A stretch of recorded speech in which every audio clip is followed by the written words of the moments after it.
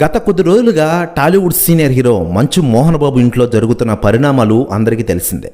ఇక మరోసారి మోహన్ బాబు రెండో కుమారుడు మంచు మనోజ్ తన కుటుంబం మీద జరిగిన అవాంఛనీయ సంఘటనను వ్యక్తపరిచి అందరినీ ఆశ్చర్యపరుస్తున్నారు. డిసెంబర్ 14న తన ఇంట్లో కుటుంబ సభ్యుల ప్రాణాలకు ప్రమాదం కలిగించే కుట్ర జరిగిందని ఆయన పేర్కొన్నారు. ఈ విషయంపై ఆయన తీవ్రంగా చలించిపోయినట్లు తెలుస్తోంది. మరోవైపు ఆయన ప్రకటన ప్రకారం సంఘటన జరిగిన రోజున అనగా ఆయన షూటింగ్లో ఉండగా ఆయన తన భార్య తమ కుమారుడి పాఠశాల కార్యక్రమానికి హాజరైన విషయం మనకందరికీ తెలిసిందే. కొందరు విష్ణు తన సహచరుల రాజ్ కొండూరు, కిరణ్, విజయరెడ్డి మరికొంతమంది బౌన్సర్తో కలిసి ఆ ఇంటికి వచ్చారట. కాగా వారందరూ తన తల్లి పుట్టినరోజు సందర్భంగా కేక్ ఇవ్వడానికి వచ్చామనే పేరుతో ఇంటర్వ్యూకి ప్రవేశించారు. అయితే వారు చేసిన చర్యలు ప్రమాదకరమైనవిగా మారాయని మనోజ్ పేర్కొన్నారు.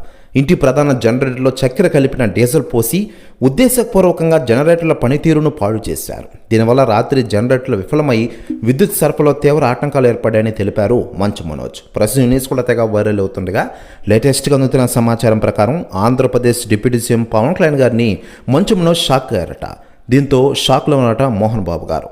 పవన్ కళ్యాణ్ గారిని కలిసిన వారిలో మంచు మనోజ్ ఉండగా షాక్లో మోహన్ బాబు ఉండగా ఇప్పటికే పవన్ కళ్యాణ్ గారికి ఫోన్ చేశారట మంచు మోహన్ బాబు గారు. ప్రస్తుతం న్యూస్ కూడా తెగ వైరల్ అవుతుండగా ఈ పంచాయతీ ఇప్పుడు ప్రస్తుతం పవన్ కళ్యాణ్ గారి ఇంటికి చేరడంతో ప్రస్తుతం న్యూస్ కూడా తెగ వైరల్ అవుతోంది.